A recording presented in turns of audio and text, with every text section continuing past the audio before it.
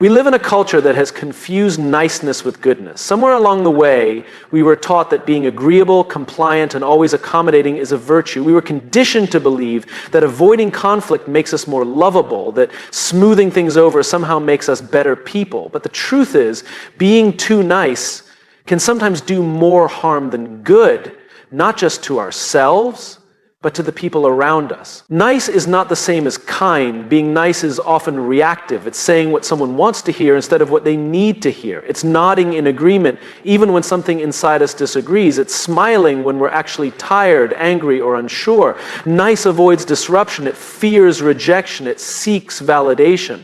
Kindness, on the other hand, is active. It's deliberate.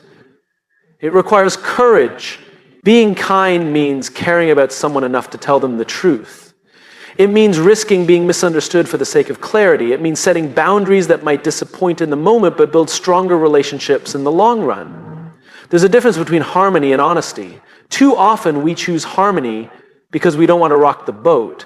But what if that boat is drifting in the wrong direction? What if avoiding the hard conversation today leads to resentment tomorrow? What if your silence isn't kindness, but complicity? Let me tell you a story. There was a leader I once met who had a team of high performers. One of them, we'll call him Dan, was talented, enthusiastic, and popular. Everyone liked Dan. He was the kind of person who brought snacks to meetings, remembered birthdays, stayed late to help others. But there was a problem. His work was slipping.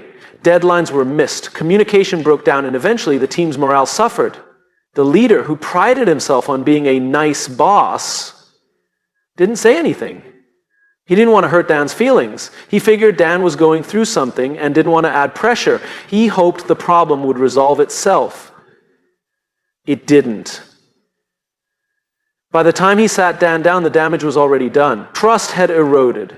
Other team members were frustrated, and Dan, when finally confronted, was shocked. He said, "Why didn't you tell me sooner?" He would have appreciated the honesty, even if it stung. That's the irony of being too nice. What we think protects people can actually undermine them. What we think preserves connection can slowly destroy it. Niceness prioritizes comfort. Kindness prioritizes growth. In 2025, we don't have time to coddle each other's egos. We're facing too many challenges in our businesses, our communities, and within ourselves. We need people who are willing to speak the truth, who care enough to hold each other to a higher standard, who don't confuse people-pleasing with leadership. The question isn't, how can I be more liked? The question is, how can I serve better? Because service doesn't always feel good. Sometimes it means telling a colleague that their performance isn't meeting expectations. Sometimes it means challenging the status quo in a room full of agreement. Sometimes it means walking away from a relationship that drains you, even when the other person means well. Kindness has teeth. It's not soft or passive. It's strong and deeply human. We've all experienced moments when someone was kind enough to be honest with us. Maybe it was a mentor who said, "You're playing small and you're better than this." Maybe it was a friend who called you out when you were making excuses. Maybe it was a stranger who gave feedback that shifted your perspective. Those moments change us, not because they were easy to hear, but because they were real. And that's what we need more of in 2025. Not more watered down conversations, but more realness, more intentional connection, more people who are willing to step into discomfort for the sake of something meaningful. The workplace is evolving, so are relationships. The most successful leaders and the most fulfilled people are those who understand the power of honest kindness. They don't weaponize truth, but they don't run from it either. They don't avoid hard conversations, they initiate them. They didn't seek harmony at the expense of honesty, they strive for both. If you've been taught that being a good person means always saying yes, it's time to challenge that belief. If you've been rewarded for staying quiet when something was wrong, it's time to use your voice. If you've been bending over backward to make everyone happy, ask yourself, at what cost? Because there's a cost to being too nice. It's the resentment that builds when your needs are never met. It's the burnout that comes from always putting others first. It's the missed opportunities when you hold back your true thoughts. It's the relationships that stagnate because no one is willing to go deeper.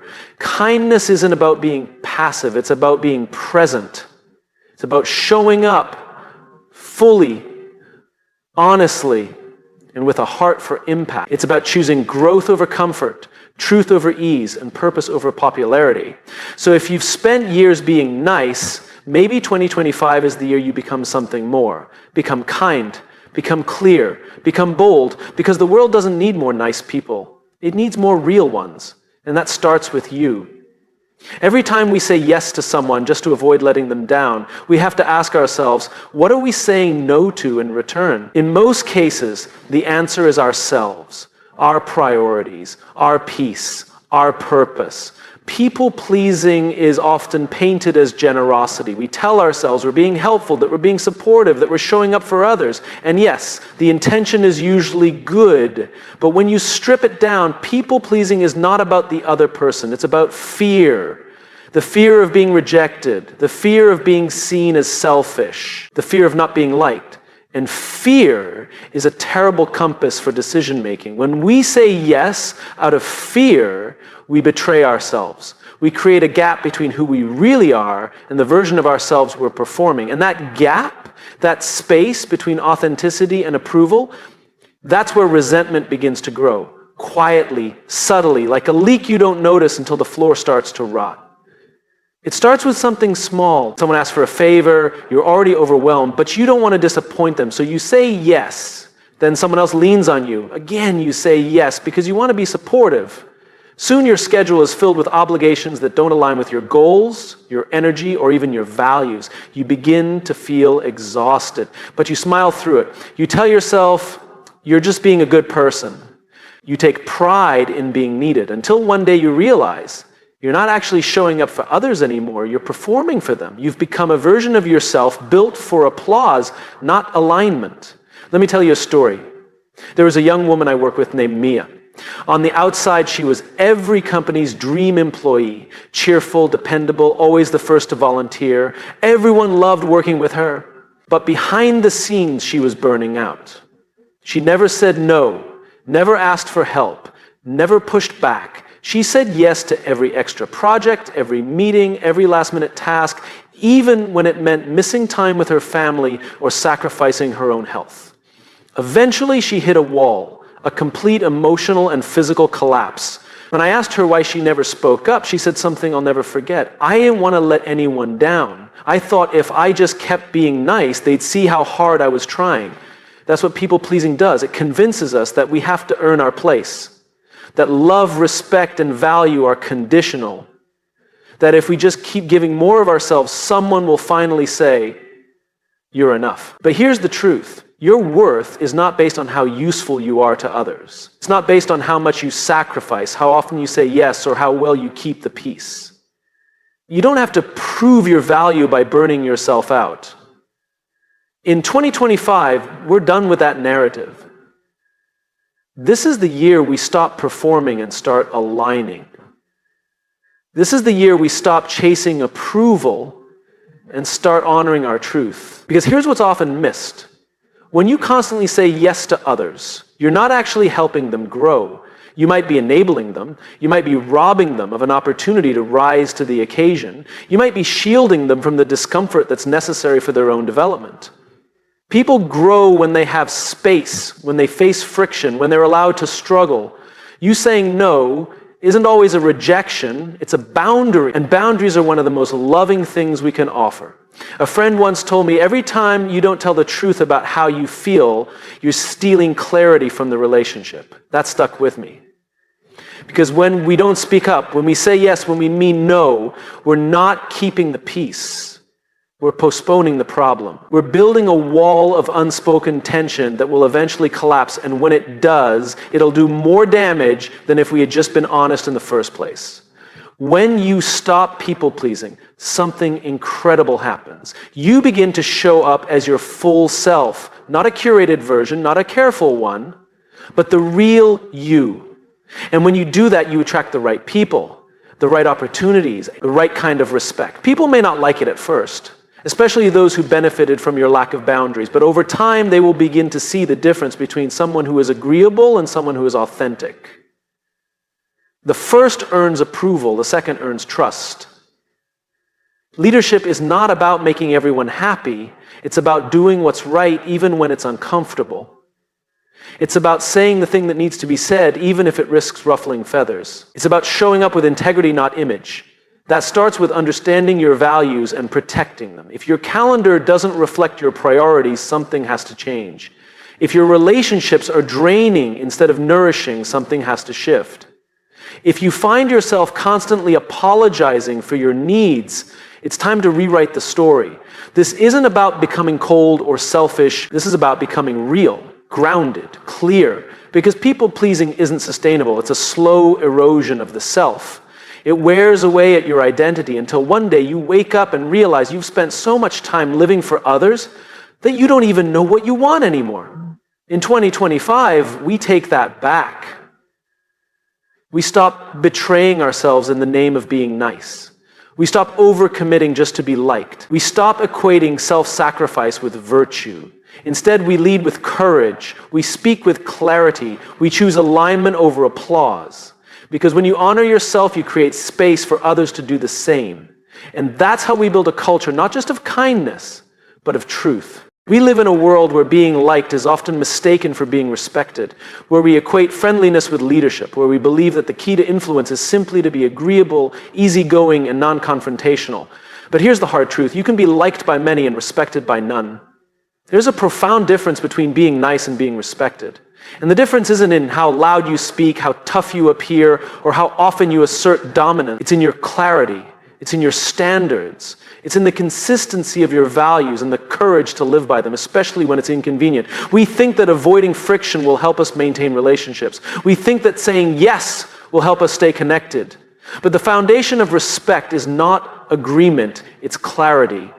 It's knowing where someone stands. It's being able to trust that what they say is what they mean. But you don't have to like someone to respect them, but you do have to know who they are. Clarity builds trust. Niceness without clarity breeds confusion. Let me tell you about someone I worked with a few years ago. His name was Carl. Carl was one of the most liked managers in his organization. He remembered people's birthdays. He brought in coffee for the team. He always said, "We're all in this together." People said he had a good heart. But under Carl's leadership, the team floundered. Deadlines were missed, accountability was low, and people began to talk behind each other's backs. The problem wasn't Carl's intentions. He genuinely cared about his people. The problem was his lack of clarity. He didn't set expectations. He avoided difficult conversations. He didn't hold people accountable when they dropped the ball, not because he didn't notice, but because he didn't want to seem harsh. Eventually, his team lost confidence in him, not because they didn't like him, but because they didn't trust him to lead.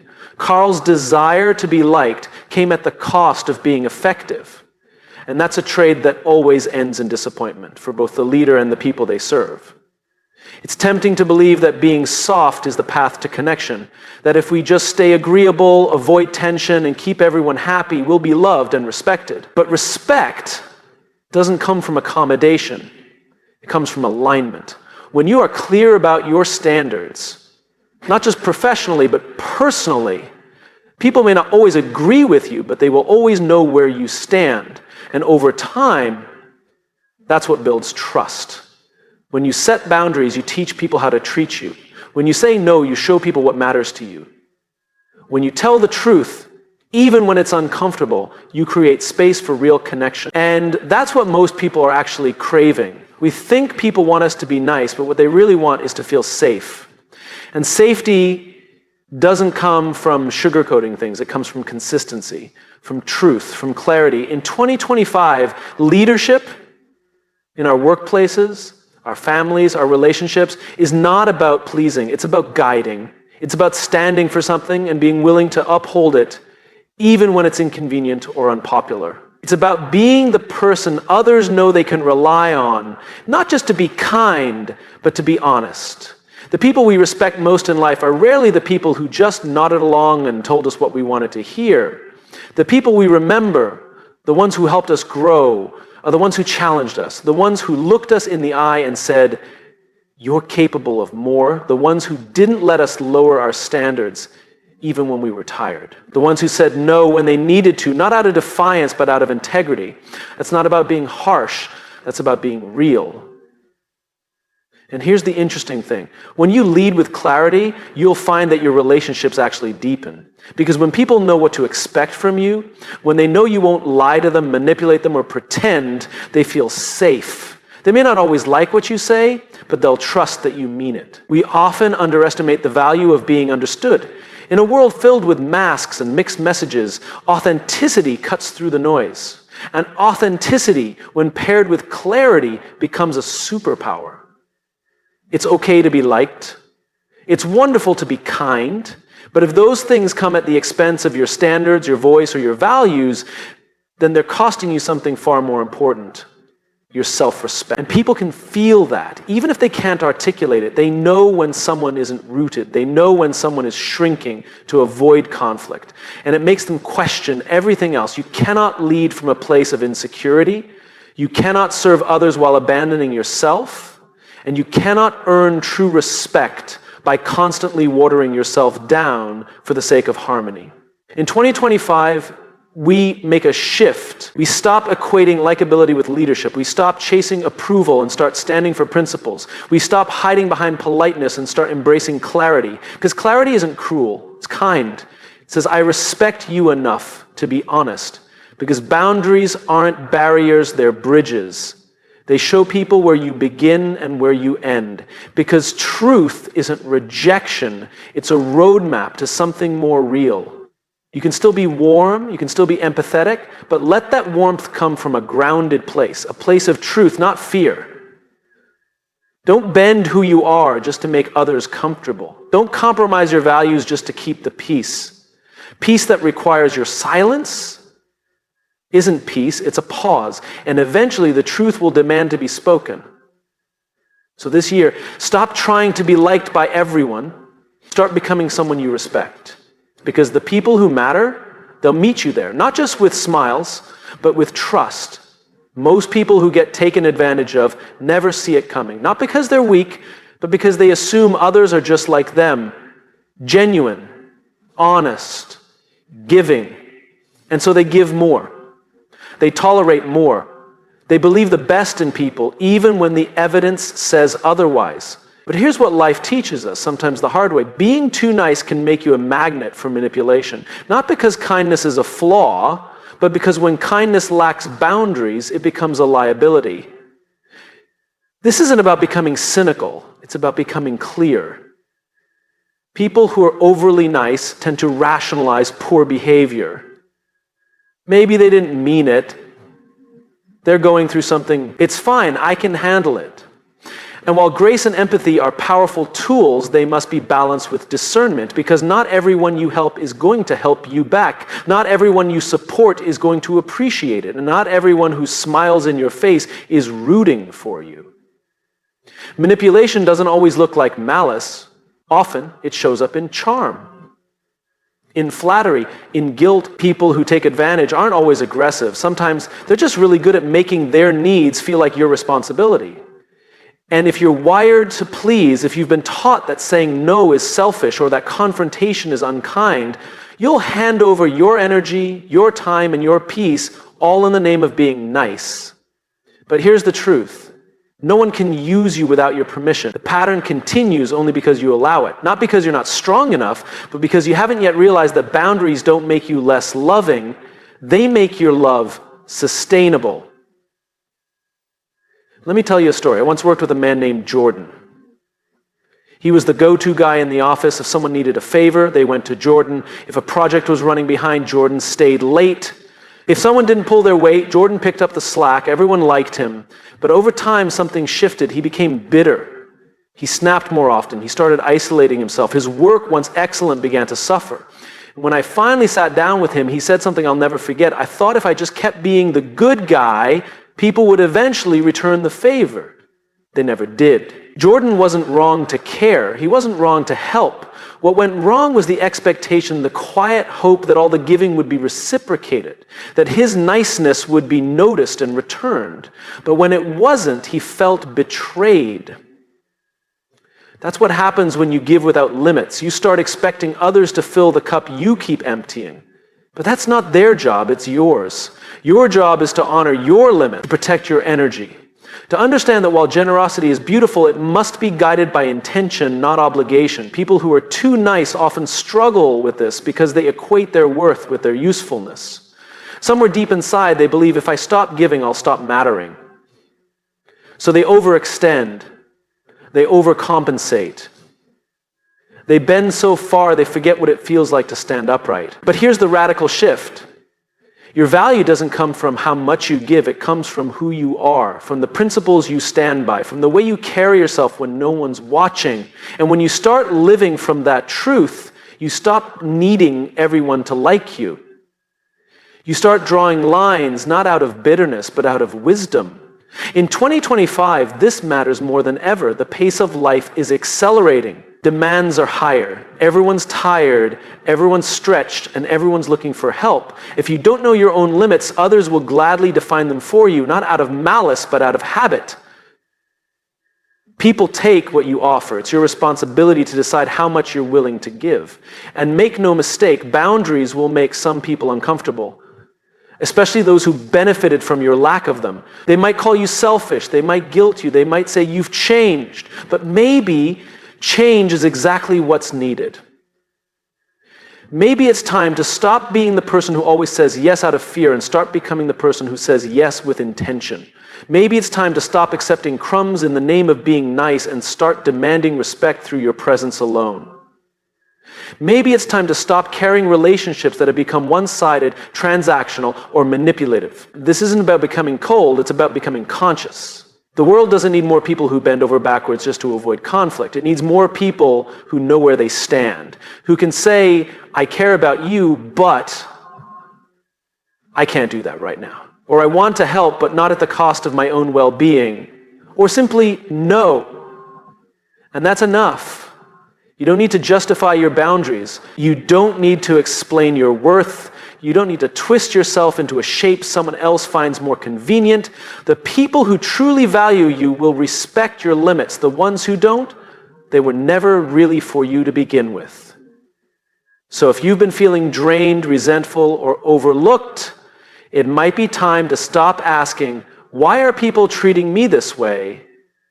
And start asking, what am I allowing? That's not self-blame, that's self-responsibility, and it's powerful. Because once you take ownership of how you show up, of how you give, of how you protect your peace, everything changes. You move from being used to being valued, from being overlooked to being respected, from being too nice to being whole. Let that be your shift in 2025. Kind but not naive, generous but not depleted, open but not exposed. Because the world needs your heart. It just also needs your spine. For far too long, we've been taught to make ourselves smaller, to downplay our opinions, to soften our truths, to filter our words through the lens of how others might receive them. We're told, don't be too much. Don't rock the boat. Pick your battles. So we learn to hold back. We edit ourselves. We rehearse our honesty until it becomes something palatable, diluted, digestible. Disempowered. We confuse silence for grace. We call avoidance maturity, and we tell ourselves that we're doing it to keep the peace. But peace that depends on your silence isn't peace. It's a performance. There comes a point when you have to ask yourself, what's the cost of always being nice? Not just in terms of energy or time, but in terms of identity. Because every time you swallow a truth that needs to be spoken, you abandon a part of yourself. And the longer you do it, the harder it becomes to remember who you were before you became so careful. We weren't meant to live in the shadows of our own lives. We weren't meant to tiptoe around our convictions, and yet many of us do. Not because we're weak, but because we've been conditioned to believe that confrontation is cruel, that assertion is arrogance, that firmness is failure. But here's the truth. Speaking up isn't about aggression. It's about alignment. It's about bringing the inside out so that who we are internally matches how we show up externally. That's where fulfillment lives. Not in being liked, but in being real. Let me tell you about a conversation I had with a woman named Leah. She was a talented strategist at a growing company, brilliant at what she did, and deeply respected by her peers. But she struggled to speak up in meetings. Not because she didn't have something to say, but because she was afraid her thoughts might come off as too direct, too blunt, too much.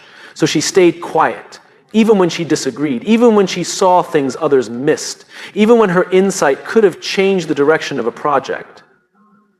One day, after a decision had been made that she knew was going to backfire, she came to me and said, "I could have said something, but I didn't want to seem difficult." What she really meant was, I didn't want to risk disapproval. And that's the trap many fall into, believing that honesty makes us difficult, that truth makes us confrontational, that conviction makes us hard to work with. But you know what actually makes things difficult? A lack of clarity, unspoken resentment, silent meetings where everyone nods, then walks out and complains behind closed doors, projects that fail because the one person who had the answer was too afraid to speak up. That's what costs us. That's what slows us down. That's what keeps teams mediocre and relationships surface level. If you want to build anything great, a company, a culture, a life, you have to be willing to speak up, to say the thing that's uncomfortable, to risk the moment of awkwardness for the sake of long-term alignment. This doesn't mean being reckless with your words. It means being responsible with your truth. It means choosing honesty not because it's easy, but because it's essential, because progress depends on it, because clarity builds momentum. We often think that silence protects relationships, but real relationships, the ones that matter, the ones that last, are built on the hard conversations, the ones that begin with, "This might be hard to hear, but..." Or, "I don't see it that way, and here's why." These are the moments that forge trust, not because they're easy, but because they're real. People don't trust perfection. They trust consistency. They trust honesty. They trust those who are brave enough to speak with integrity, even when it's risky. In 2025, we stop biting our tongues when our insight could be the very thing that moves the room forward. We stop trading our voice for comfort. We stop telling ourselves that niceness is more valuable than truth. Because leadership is not about being liked, it's about being clear. It's about making the decisions that others are too afraid to make. It's about taking responsibility not just for what happens, but for what should have been said. And here's the paradox. When you stop obsessing over being liked, something unexpected happens. You start being respected, because people can feel the difference between someone who's performing and someone who's present, between someone who's placating and someone who's purposeful. It's not about being loud. It's about being rooted. It's about speaking from a place that says, "I'm not here to win the room. I'm here to serve the room." And sometimes service means saying what others won't. It means bringing the truth into the light, not to tear down, but to elevate. That doesn't just change conversations, it changes cultures. And this shift doesn't only apply at work, it applies everywhere. In friendships that have become one-sided because you're too afraid to call it out. In families where everyone tiptoes around the truth. In relationships where honesty has been replaced with assumption. You don't have to be harsh, you don't have to be cruel, but you do have to be clear. Because you cannot build deep, meaningful connection without truth. You cannot grow without friction. You cannot lead without voice. And the voice that matters most, your own. So if you've been playing small, staying silent, or shrinking your presence to fit someone else's comfort zone, this is your year to stop. This is your year to remember that your voice is not a liability. It's your greatest asset. It's how you create alignment. It's how you invite transformation. It's how you lead, not with volume, but with courage. So speak the truth. Stand your ground, set the tone, because when you do, you give everyone around you permission to do the same. And that's not just leadership, that's freedom.